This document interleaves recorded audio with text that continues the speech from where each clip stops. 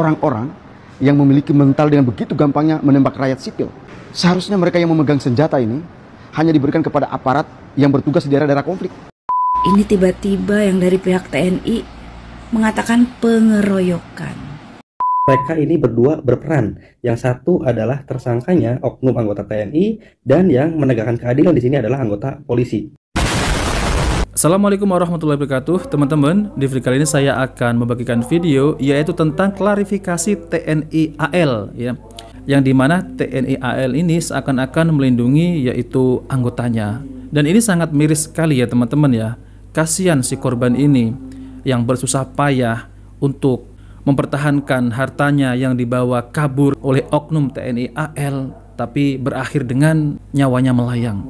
Ini sangat menyakitkan sekali, yaitu kepada anak korban, yang dimana anak korban ini padahal sudah berusaha untuk meminta bantuan kepada Pak Polisi, yaitu Kapolsek yang ada di Cinangka.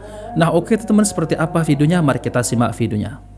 Pengeroyokan juga kan tidak berpikir resiko kalau orang yang dikeroyok itu mati, ya kan? Pengeroyokan Peristiwa. Nah teman-teman ya, jadi kalau saya dengarkan ya, jadi alasannya Bapak TNI AL ini katanya itu dikeroyok anggotanya. Padahal itu sudah dibantah oleh anaknya korban sendiri, yaitu bos rental. Itu tidak ada pengeroyokan ya. Jadi ini seakan-akan beritanya diputar gitu teman-teman ya. Seakan-akan yang oknum anggota TNI AL ini seakan-akan menjadi korban. Padahal yang menjadi korban itu adalah bos rental itu sendiri. Lalu mereka itu membawa senjata. Miris sekali ya teman-teman. Pembunuhan terhadap bos rental itu sangat brutal dan menyedihkan. Seharusnya peristiwa ini tidak perlu terjadi lagi. Karena itu saya sebagai anggota DPD RI meminta kepada Panglima TNI ya, pemberian senjata api terhadap aparat itu benar-benar harus hati-hati. Kita benar-benar harus melalui seleksi yang ketat. Aparat yang dipersenjatai dengan mental seperti ini sangat menyedihkan. Ini kelalaian kita. Bagaimana mungkin kita memberikan senjata terhadap orang-orang yang memiliki mental dengan begitu gampangnya menembak rakyat sipil? Seharusnya mereka yang memegang senjata ini hanya diberikan kepada aparat yang bertugas di daerah-daerah konflik, bukan di jalan-jalan tol. Ini sangat mengerikan. Mungkin hari ini terjadi pada seorang bos rental. Tidak menutup kemungkinan itu terjadi pada masyarakat sipil lainnya, termasuk saya. Halo, assalamualaikum Bapak TNI yang tadi saya stitch sedikit. Bisa nggak ya sekali-kali yang katanya pelindung rakyat ini kalau memberikan statement atau klarifikasi berada pada tahap empati kepada korban. Jadi kalau menyampaikan sesuatu bisa disimak dulu penjelasan dari keluarga korban. Sepertinya anak korban dari pemilik rental mobil yang menjadi korban di rest area itu, dia sudah memberikan penjelasan kronologi yang rinci. Mereka tidak mengeroyok, tapi mereka melacak posisi mobil berdasarkan GPS-nya dan ketemu. Dan kalau memang mereka sempat meminta perlindungan polisi dari Polres Cinangka, kemudian karena disampaikan tidak memenuhi prosedur pelaporan lah, harus menanyakan BPKB, dijawab ada di mobil belum diambil, namanya juga orang panik, kondisi genting, sampai polisi bela diri. Apa perlu polisi yang ngambil? Memang nggak perlu ya, bisa kalau kondisi empati terus diantar. Ini tiba-tiba yang dari pihak TNI mengatakan pengeroyokan.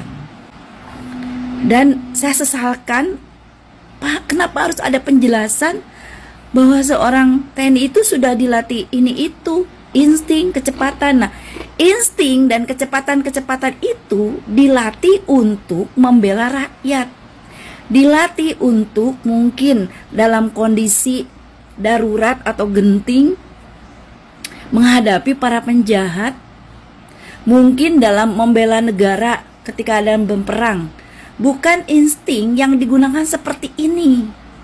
bukan insting dalam seperti ini. Mereka pasukan bos rental ini tidak membawa senjata. Dan kalau orang mengeroyok, nggak mungkin ada persuasif. Mana ada mengeroyok persuasif. Itu ada persuasif dulu, sampai diceritakan memeluk untuk melindungi diri supaya pistolnya dijatuhkan. Tapi ternyata ada pengawalan dari arah yang lain, ditembak. Gini ya Pak, masyarakat ini pelan-pelan sudah mulai nih menumbuhkan kepercayaannya kepada aparat negara, baik polisi maupun TNI. Jadi seandainya betul pun misalnya rakyat ini dalam kondisi salah misalnya, para aparat ini enggak perlu klaim membela diri dulu. Yang namanya klarifikasi itu enggak bisa insting langsung disampaikan. Insting tuh enggak semuanya benar loh ya. Apalagi ketika mempergunakan keahlian yang berakibat fatal sampai meregang nyawa seseorang, kok instingnya dipakai ya? Padahal itu bukan berhadapan dengan orang jahat. Mereka itu mengejar haknya. Mereka itu melacak posisi hartanya gitu ya, bendanya yang disewa kemudian akhirnya kan menjadi diambil. Katakanlah ini seperti maling prosedural ya, yang menyewa ini cuman melalui tahap menyewa dulu lalu mobilnya dihilangkan. Tolong ya Bapak tunjukkan kepada kami rakyat, jangan langsung menyampaikan seolah-olah kan inginnya begini ya, ketika disampaikan pengeroyokan karena sudah dilatih untuk menggunakan insting kecepatan, seolah-olah ini menunjukkan perilaku itu benar ya Pak. Kami ini rakyat loh. Dan boleh dikatakan ya, Anda itu aparat negara ini kan tulang punggung ya bagi rakyat. Anda ini pelindung. Nah, kekecewaan masyarakat ini menjadi berlipat. Awalnya tentu kecewa ya terhadap berita bahwa Polres Cinangka diminta ya untuk melakukan pengawalan, menolak dengan prosedur-prosedur yang tidak masuk akal. Saya tidak pernah paham ya, seseorang dalam kondisi genting harus ngurus misalnya secara proseduran. Ya mungkin bisa aja itu candaan netizen misalnya mengurus RT apa. Tapi ketika berulang kali dia mengatakan ditanya BPKB, mereka bawa. Kalau dikatakan di dalam mobil, mungkin ya mereka berpikir ketika mereka beralih ke mobil sebentar itu nyawa mereka juga terancam. Kalau emang dikatakan apa perlu polisi mengambil ke mobil, ya nggak apa-apa, Bapak antarlah mereka ngambil BPKB ke dalam mobil. Kan namanya juga pelindung rakyat. Aneh-aneh ya pelindung. Kalau namanya pelindung ya melindungi dari langkah ke langkah. Nah sekarang rakyat yang mengikuti berita ini, saya tidak klaim semua rakyat, tentu kecewa dengan klarifikasi tadi. Apa salahnya sih menyimak pendapat dari anak korban bahwa mereka tidak mengeroyok. Mereka tidak mengeroyok. Mereka melakukan persuasif. Berarti itu ada diskusi dulu kan, ada tawaran dulu secara persuasif, diskusi untuk menuju jalan damai sebagai solusi jalan keluar nih. Mobil yang disewa terus hilang itu jalan keluarnya apa? Bapak tunjukkanlah empati kepada anak almarhum tadi. Malah tadi Bapak nggak mengatakan praduga gitu, nggak ada mengatakan praduga. Nggak usah. Jadi kalau menurut saya ya, banyak sekali sih yang harus Bapak ralat ya. TNI sudah terlatih, memiliki insting gerak cepat, itu harus diralat. Kalau menggunakan senjatanya di tempat yang tidak tepat, namanya juga pelindung rakyat ya. Mungkin hal itu cepat dilakukan jika memang rakyatnya dalam keadaan bahaya, bukan untuk kepentingan pribadi. Nih, apalagi kalau berdasarkan beberapa berita yang beredar di media sosial ya, dikatakan Bapak itu membeli mobil senilai sekian puluh juta kepada penyewa tadi. Ini jatuhnya malah bisa tada ya. Biasanya gini, meskipun orang lagi BU butuh uang, harga mobil yang disodorkan itu ya minimal standar lah, normal. Ya meskipun ada selisih nggak bahkan sampai jatuh banget ya. Sampai dikatakan dalam berita kan Brio itu hanya dijual 40 juta kan, itu maaf ya, setidaknya kalau TNI kan lebih cerdas ya. Dia dilatih nggak cuman mental, nggak cuman pengetahuan, nggak cuman fisik. Dia benar-benar ditempa loh ya untuk bisa menjadi seorang mungkin decision maker, pengambil keputusan dalam kan, masa nggak bisa berpikir ada semurah itu gitu kan ya. Nah kalau misalnya itu oke lah udah terjadi, tetapi jangan memposisikan bahwa ini keluarga korban juga, dia kan beserta timnya ya, termasuk anaknya dalam tim yang 3 orang tuh melakukan seolah-olah mereka yang salah. Mereka ngeroyok karena TNI udah dilatih cepat, instingnya bagus, langsung deh.